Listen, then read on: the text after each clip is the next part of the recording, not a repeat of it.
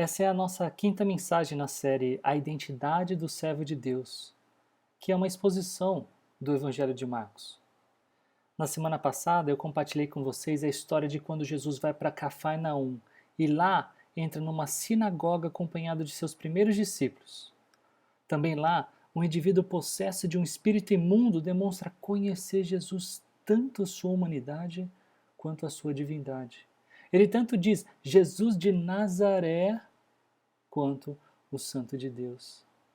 Nessa história, o público se admira com a autoridade que Jesus apresentou, tanto no ensino da palavra de Deus quanto na expulsão do demônio. Essas notícias se espalharam rapidamente por toda a região da Galiléia. E como eu gostaria que essas notícias também se espalhassem rapidamente pela região de Paulo Afonso. Com certeza, essa é uma das razões para eu estar em Paulo Afonso, fazer com que essas notícias se espalhem.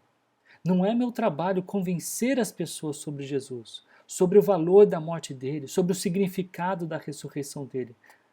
Meu trabalho não é o convencimento. Isso é trabalho do Espírito Santo de Deus. Meu trabalho é explicar a razão da minha esperança. É anunciar o Evangelho, é deixar o mais claro possível o que a Bíblia diz. Mas sabem, essa não é uma tarefa exclusiva minha. E se eu achasse que não preciso de ajuda, então até minha oportunidade de compartilhar o que eu tenho aprendido da palavra de Deus com vocês precisaria ser questionada. Cada um de nós que já creu em Cristo tem a alegre, mas muitas vezes difícil tarefa de noticiar do poder e da autoridade de Jesus Cristo. Os discípulos acompanhavam Jesus para conhecê-lo e aprender dele. Depois da morte de Jesus, mais precisamente depois da ascensão de Jesus, os discípulos, eles se tornaram os principais veículos do anúncio dessa mensagem que traz esperança e vida eterna aos que creem. E eu quero mostrar para vocês o que acontece quando compartilhamos a nossa fé, quando apresentamos o Evangelho.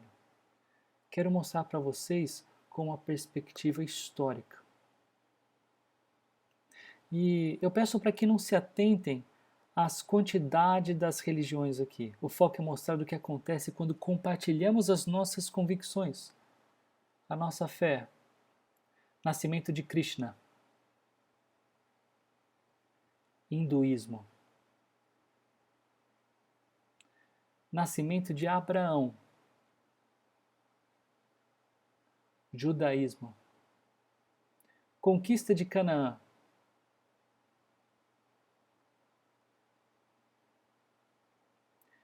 Jerusalém é saqueado.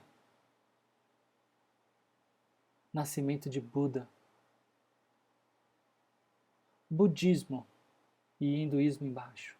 A morte de Jesus. Cristianismo.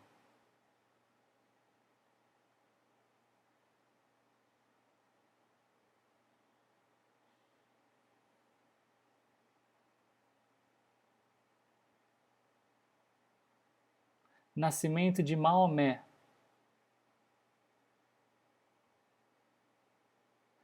Islamismo. A conquista muçulmana.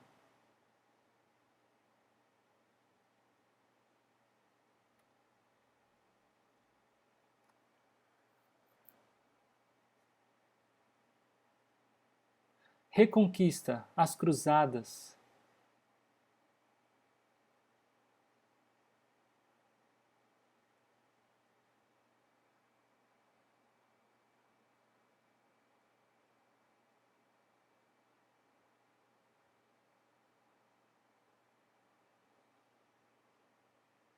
Missões,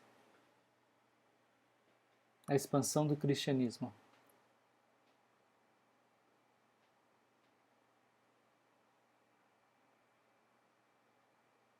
A fundação de Israel, expansão judaica.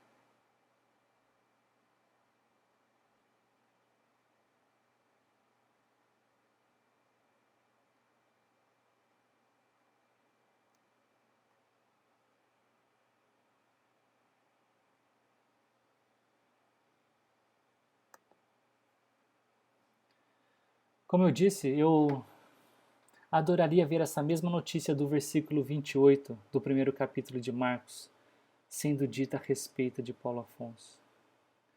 O que você tem feito para que essa boa notícia da salvação se espalhe rapidamente pela região de Paulo Afonso?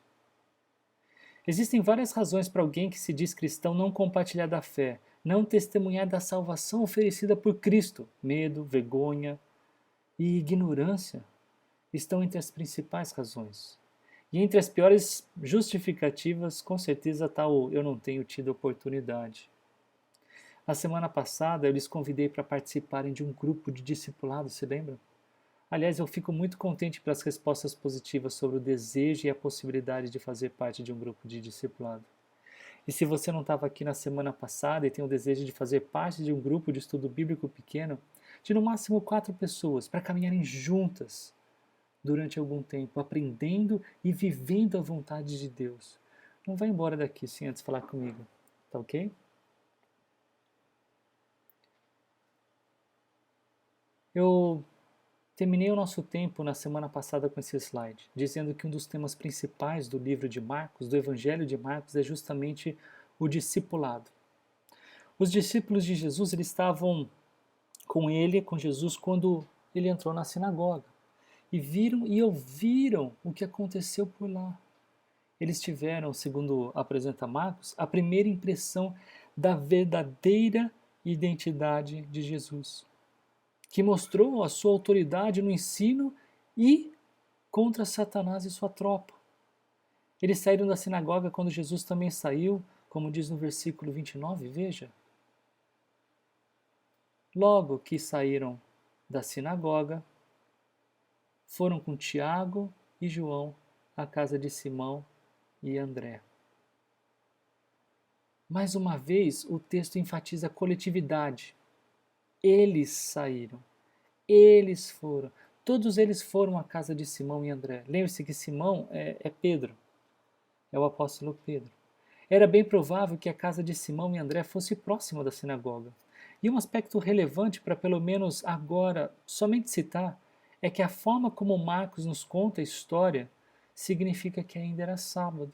Mesmo dia quando eles entraram na sinagoga, como apresenta o versículo 21. E é importante eu citar esse fato agora porque é algo que Marcos trará com mais detalhes no capítulo 3. Nesse nosso trecho de hoje, nesses versículos, Jesus cura a sogra de Simão num sábado, mas nenhum dos presentes, e Jesus faz isso de forma privada dentro de uma casa, nenhum dos presentes traz qualquer obstáculo e insatisfação pela ação de Jesus. Então, como essa cura aconteceu? Antes de eu apresentar a cura, deixa eu orar com vocês. Senhor, muito obrigado mais uma vez pela oportunidade de estarmos juntos e apreciarmos esse texto bíblico que nos apresenta ainda melhor a identidade do servo de Deus. Me ajude a ser claro, Senhor, naquilo que eu tenho aprendido e naquilo que eu gostaria que meus irmãos enfatizassem, os seus ouvidos e os seus olhos. E que essa ênfase, Pai, de fato seja Jesus Cristo, nosso Salvador. Eu oro em nome de Jesus, dele. Amém. Então, antes de eu apresentar a cura, Marcos ele escreve que a sogra de Simão ela estava de cama, com febre, e falaram a respeito dela, Jesus. Não sabemos exatamente qual doença causou a febre na sogra de Simão, especialmente porque febre naquele tempo era tida como uma doença independente, não como um resultado ou consequência de uma infecção ou algum problema de saúde que o indivíduo apresentasse. Hoje em dia, quando a Mila, por exemplo, apresenta um quadro febril, nós suspeitamos de uma garganta inflamada, ouvidos inflamados. Naquela época, eles não faziam essas associações. Seria como ir ao médico para ele dizer... você perguntava para ele, qual a doença, doutor? Ele diria, você tem febre. Como nós já sabemos, Simão era discípulo de Jesus. E nesse texto, a sogra dele é apresentada como alguém que está doente. E se ele tem sogra, então ele era isso, casado. Isso é óbvio, né? Quem tem sogra tem esposa. Mas é interessante que as lições dessas obviedades muitas vezes passam desapercebidas.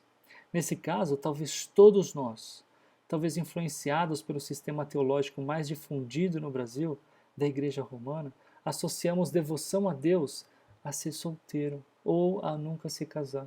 Simão Pedro, esse que tem sogra, portanto era casado, a esposa dele é citada também na primeira carta aos Coríntios, no capítulo 9, versículo 5. Ele, Pedro, que se tornou apóstolo do Senhor Jesus e não diminuiu sua devoção, seu serviço e nem a sua santidade porque era casado. Aliás, Pedro é um dos apóstolos de Jesus de mais destaque nas Escrituras e na tradição. Aliás, o Evangelho de Marcos é bem provável que o apóstolo Paulo seja o cara por detrás desse livro, ainda que na caneta ou na mão de Marcos, na, na concepção e nas ideias, como apresentada pelo apóstolo Pedro.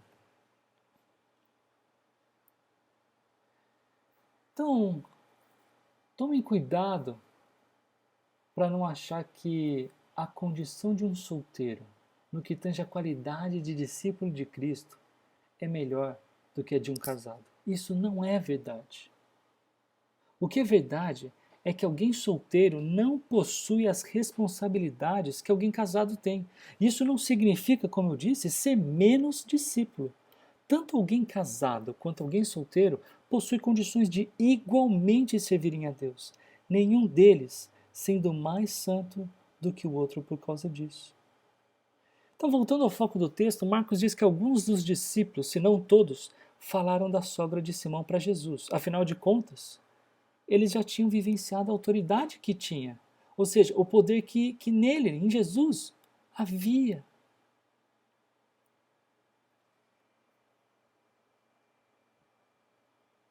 Então, ele se aproximou dela, diz Marcos 1,31, tomou-a pela mão e ajudou-a a levantar-se. A febre a deixou e ela começou a servi-los. Essa é a história mais curta de um milagre contado por Marcos. Jesus chega perto da sogra de Simão, pega na mão dela, ajuda ela a se levantar e pronto. A febre já não existia mais. Quem é que nunca teve febre? Acho que nem a Valentina, com menos de 1 ano de idade, sabe o que é não ter apresentado febre. É isso mesmo? É isso mesmo. Nós sabemos que estar com febre é algo desconfortável. Mas você sabe também que leva algum tempo para recuperar força e energia para termos disposição para voltar ao trabalho. Nesse caso, a febre deixou a sogra de Simão e ela já estava disposta, servindo. Estava 100%. Não havia nenhum sinal de fraqueza e normalmente esperada no tempo de recuperação. E eu acho muito interessante que isso tenha sido relatado por Marcos. Acho interessante que isso tenha sido relatado logo no começo do livro de Marcos, no evangelho dele. Não muitos versículos atrás, aí no capítulo 1, para ser mais exato, entre os versículos 14 e 20, Jesus chama seus primeiros discípulos para segui-los, para aprenderem, eles que eram pescadores de peixes, a serem pescadores de homens. Nós não sabemos a condição de nenhum outro discípulo.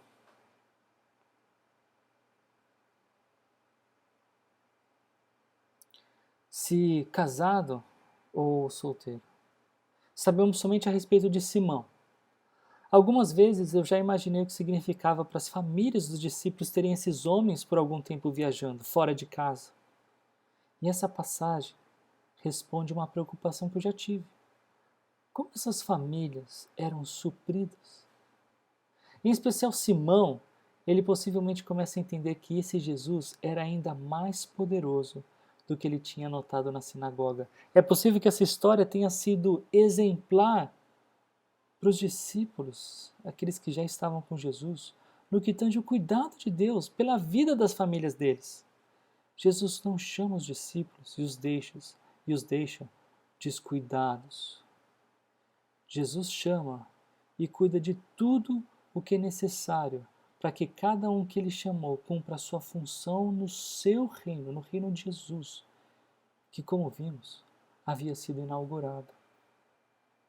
Eles ainda estavam em Cafarnaum e durante um tempo ficariam pela região. Mas quando estes pescadores de peixes se afastassem de seus lares, eles saberiam que suas famílias estavam providas, que elas teriam necessário para que eles continuassem a lição de como se tornar pescadores de gente. Nenhum de nós aqui foi ou será convidado ou convocado para ter a função que aqueles homens chamados por Jesus tiveram.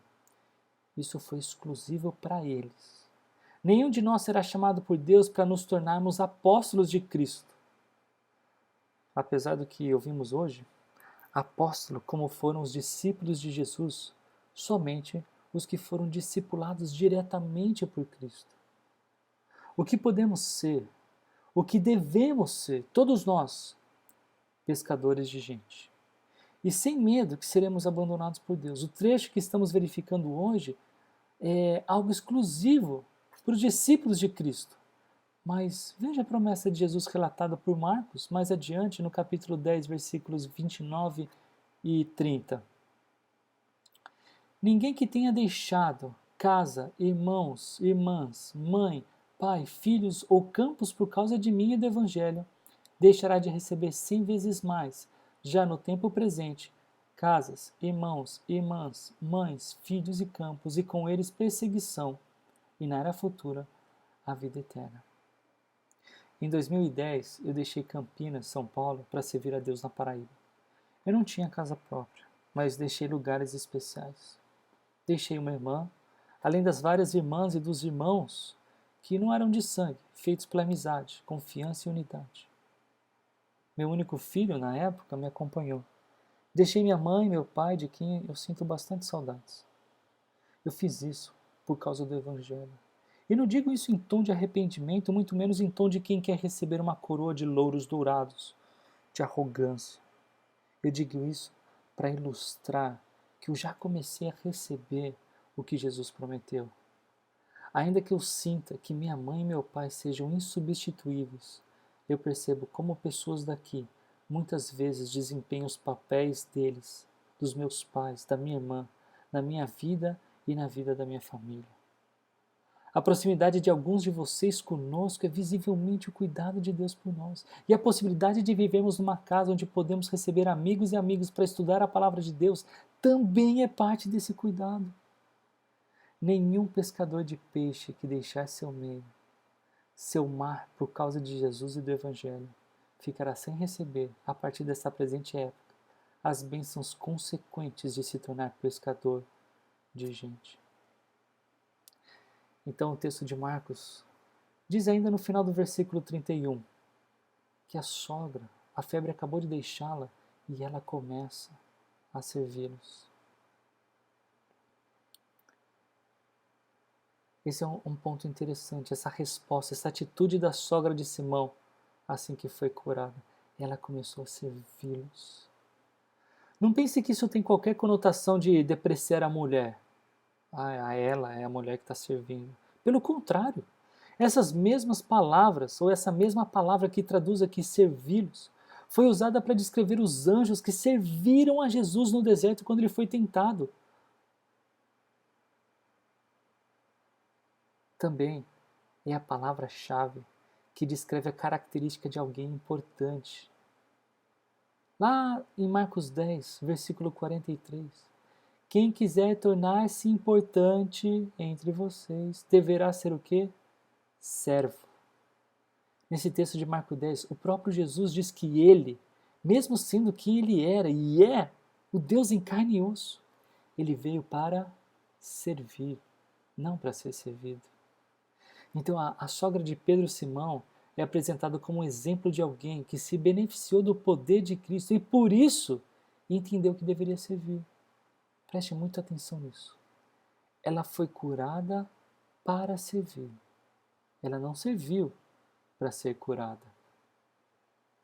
Tanto ela quanto o endemoniado da sinagoga foram exemplos de muito o que Jesus fez naquele dia. De fato, ambos relatos servem como exemplos para ilustrar a abrangência da autoridade de Jesus em relação à aflição humana. Marcos 1,32 agora Diz que ao anoitecer, depois do pôr do sol, o povo levou a Jesus todos os doentes e os endemoniados. O povo levou a Jesus. Então, quando termina o sábado, muitas pessoas acabam levando os seus doentes, essas pessoas possessas, para que Jesus as cure. Afinal de contas, como vimos no versículo 28, as notícias a respeito de Jesus não espalhavam, as notícias a respeito de Jesus se espalhavam rapidamente por toda a região. Acho interessante como Marcos distingue doentes de endemoniados. Nem toda doença era ou é causada por um poder satânico ou demoníaco. Porém, como vimos, independente da fonte do problema, Jesus é a fonte para a solução. Ora por meio de milagres, como no caso da sogra de Simão, ora pela criatividade, inteligência e capacidade que ele atribui ao ser humano. Mas e se eu lhe dissesse que essa não é a principal obra de Jesus? E se eu lhe dissesse que o propósito ministerial de Cristo não era curar as pessoas de seus sofrimentos e aflições, como doenças e espíritos imundos? Toda a cidade se reuniu à porta da casa e Jesus curou muitos que sofriam de várias doenças. Também expulsou muitos demônios. Não permitia, porém, que estes falassem, porque sabiam quem ele era.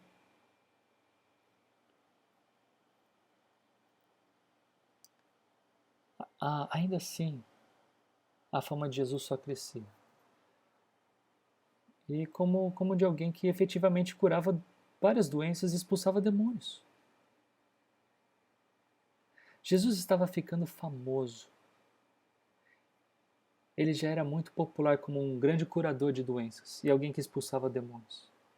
Mas será que a popularidade dele representava genuinamente quem ele era? Por qual razão ele não deixava que os demônios falassem sobre sua identidade? Eu não creio que devemos ler esse texto como um relatório unicamente positivo, como se fosse um relatório para dizer do sucesso ministerial de Jesus logo de cara, logo de início. Percebam que o povo vinha até Jesus não por entender quem ele realmente era, pela glória que ele tinha, pelo louvor que era dele, pelo fato de ser Deus.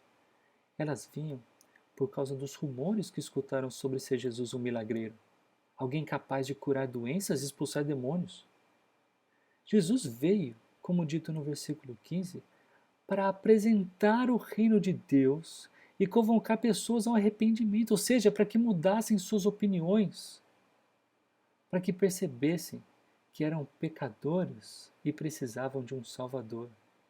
E nós sabemos quem é Ele, Jesus de Nazaré.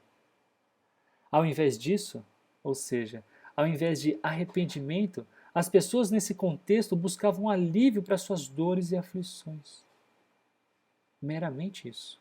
Elas falharam em perceber o significado da autoridade de Jesus em seu ensino e contra os poderes demoníacos.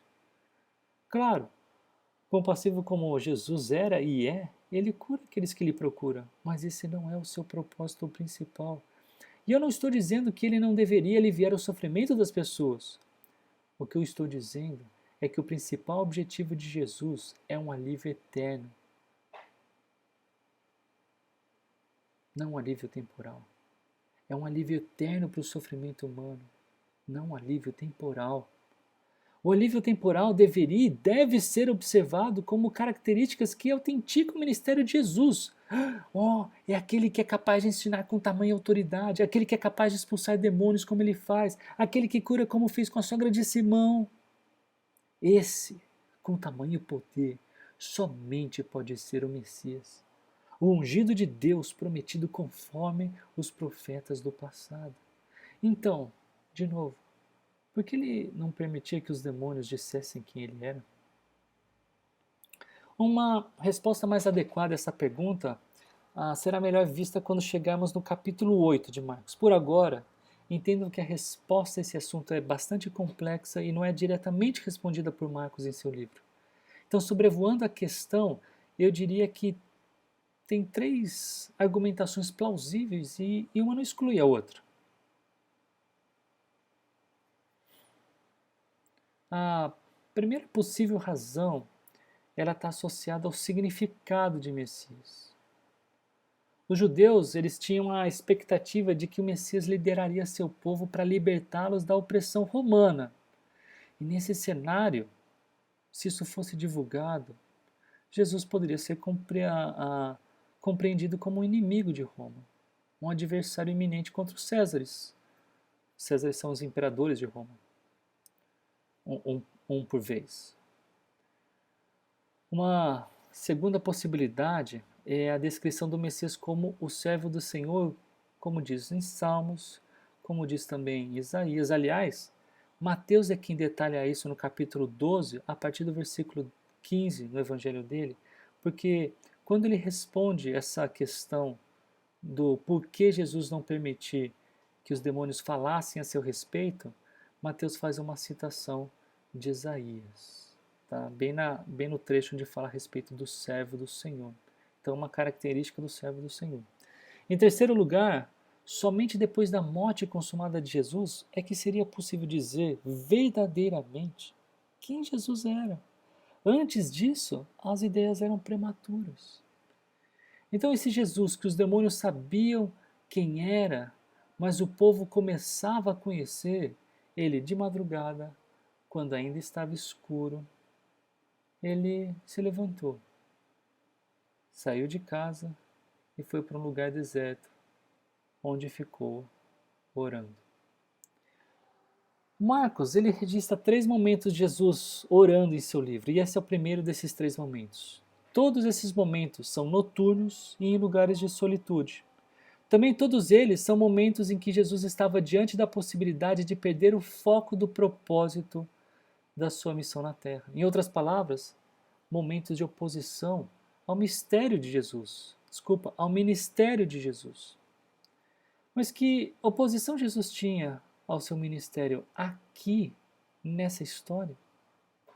Responder a essa pergunta é responder o porquê de eu achar, e eu não sou o único, que curar e expulsar demônios não eram as principais obras de Jesus. Não é por menos que Jesus se desloca para um lugar em que podia estar sozinho e ora ao Pai. Jesus não fazia nada que não tivesse debaixo da vontade do Pai e a sua decisão. Ainda que ele pudesse ser tentado a fazer outra coisa, sempre foi fazer a vontade do Pai. E por estar sozinho, Simão e seus companheiros foram procurá-lo. E ao encontrá-lo disseram: todos estão te procurando. Jesus, por que você está aí sozinho? Tem um monte de gente para ser curada, tem um monte de gente que precisa de você para expulsar os demônios. Todos estão te procurando. Minha gente, vocês estão entendendo? Vocês estão entendendo o porquê das pessoas buscarem Jesus?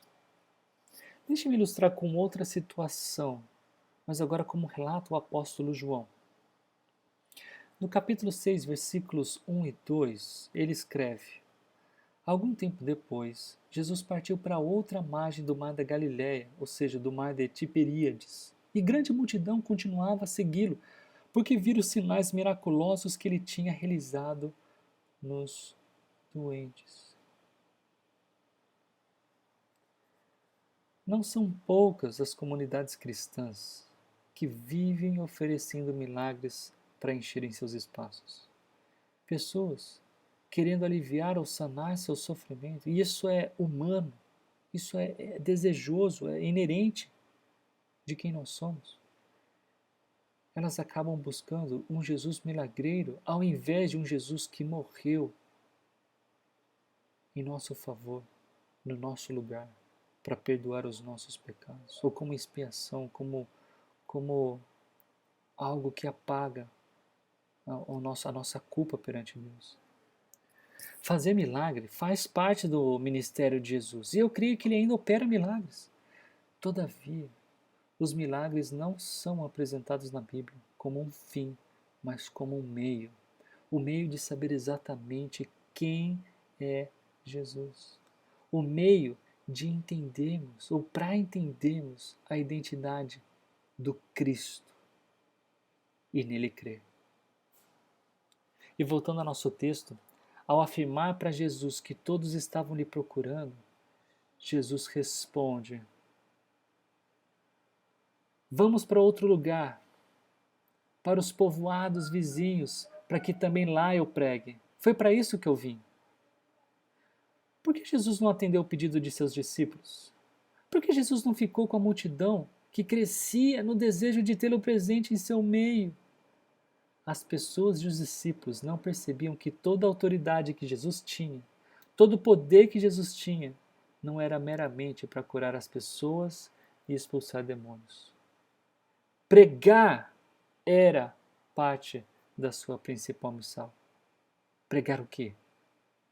Nós já vimos no capítulo 1, versículo 14, que Jesus proclamava as boas novas de Deus. Ele pregava a notícia que todos precisavam ouvir e crer para desfrutar do reino de Deus. Você conhece essa notícia? Você conhece o conteúdo dessa pregação? Os cidadãos de Cafarnaum não conseguiam associar as obras de Jesus com quem ele era, o Salvador, o Messias. E era necessário que os povoados vizinhos também vissem e experimentassem da autoridade e do poder de Deus, para que mais pessoas fossem curadas de suas doenças e demônios fossem expulsos? Com certeza, sim, mas não somente. Era principalmente para ouvir as boas novas. Jesus disse: foi para isso que eu vim. Então ele percorreu toda a Galiléia, pregando nas sinagogas e expulsando os demônios, diz Marcos 1,39. A fama de Jesus aumentava. Primeiro ele curou a sogra de Simão, depois toda a cidade se reuniu para Jesus curar, e agora, depois da casa, depois dessa reunião na porta da casa, agora o texto diz que ele percorria toda a Galiléia, ou seja, toda aquela região a oeste e norte do mar da Galiléia. Com qual propósito? Ele não deixou de expulsar os demônios, mas agora, com clareza, apresentou para os seus discípulos que expulsar demônios não era a sua missão principal, mas sim pregar. Por que pregar? Expulsar demônios e curar doenças não conduzem pessoas a se arrependerem de seus pecados, a entenderem quem Jesus verdadeiramente era. Pregar ensina que somos pecadores e carentes da salvação que Deus oferece. Isso sim conduz pessoas à fé que precisam ter para serem salvas. Não é por menos que Paulo escreve à igreja de Roma, algumas poucas décadas depois dessa história de hoje, aqui contada por Marcos, que a fé, ela vem por se ouvir a mensagem. E a mensagem é ouvida, é ouvida mediante a palavra de Cristo. As pessoas e os discípulos estavam atraídos pelos milagres que Jesus fazia. E isso não envolvia arrependimento. Tampouco envolvia a verdadeira fé que precisavam ter. E como um grupo cristão que quer expandir o reino de Deus na terra, nós devemos associar todas as nossas atividades com o foco de Jesus, com os olhos fitos nele. Nossas obras devem oferecer o amor de Deus, que não somente expulsou demônios e curou doentes, mas essa história, essa boa notícia, o Evangelho, que Jesus entregou sua vida para nos salvar da condenação do pecado. O nosso amor deve contemplar esse amor, de anunciar a salvação que deve ser ouvida. Essa mensagem que é a própria mensagem de Cristo. Eu disse a vocês, logo no começo dessa mensagem, que medo, vergonha e ignorância são algumas das principais razões para alguém não testemunhar da própria fé, de anunciar o Evangelho de Cristo. Com o trecho que vimos hoje, é notório que o conhecimento que a multidão tinha sobre Jesus, e mesmo o conhecimento que os discípulos tinham de Jesus, era incompleto, era insuficiente e, de alguma forma, até equivocado. Eles conheciam uma parcela da identidade desse homem, de Jesus, que definitivamente operava milagres, mas isso não era tudo. E o que chama mais a atenção, isso não era o mais importante. O apóstolo João, de novo nele, no final do seu evangelho, ele deixa bem claro a razão pela qual ele escreveu o seu livro. E tem tudo a ver com essa passagem de Marcos, com o que está acontecendo, com essa afirmação de Jesus: eu vim para pregar. Veja, João 20, versículos 30 e 31, diz o seguinte: Jesus realizou na presença dos seus discípulos muitos outros sinais miraculosos que não estão registrados neste livro. Mas estes, aqueles sinais que João relata na primeira parte do seu livro, mas estes foram escritos para que vocês creiam que Jesus é o Cristo, o Filho de Deus, e crendo, tenham vida em seu nome. Perceba que então que os sinais miraculosos não são o fim pelo qual João escreveu seu evangelho. Ele escreveu sobre eles para que seus leitores notassem, percebessem a identidade de Jesus. Ele é o Cristo. E aí, crescemos nele, por quem ele verdadeiramente é, o Messias, o Filho de Deus. O resultado de se crer em Jesus, quem ele verdadeiramente é, ali ó, crendo, tenham vida em seu nome. Não são os milagres que devemos buscar em primeiro lugar, não são as curas. Nós devemos buscar Jesus, que operará milagres de acordo com a sua vontade. E a vontade dele é que todos nós preguemos o Evangelho a todas as criaturas. A vontade dele é que reconheçamos quem ele é e o adoremos. Ao contrário daquela história do menino que, ao invés de dar um abraço no pai que estava fora de casa, a trabalho, durante 6 meses, ele pegou o presente e foi direto para o seu quarto. Ao contrário disso, vamos abraçar o pai. Vamos nos lembrar que é mais importante o doador do presente do que o presente. Vamos orar para nunca nos esquecermos que quem Deus é muito mais importante do que aquilo que Deus pode dar. Oremos para que a cada dia nós saibamos com mais precisão quem é esse maravilhoso Deus e Salvador que temos. Senhor, muito obrigado. Nos ajude a cada dia sabermos mais quem é Jesus Cristo, a verdadeira identidade dele, e a partir daí percebemos a nossa necessidade que temos, a necessidade que temos de tê-lo como Salvador, de tê-lo como o nosso Senhor. Nos ajude, Senhor, a percebermos que não precisamos somente de curas como da sogra de Pedro, como do homem, do indivíduo possesso. Precisamos de uma cura que dura toda a eternidade. E para isso o Senhor precisa trabalhar no nosso coração. Nos salve, nos ajude. Eu agradeço por tudo isso que o Senhor faz. Em nome de Jesus. Amém.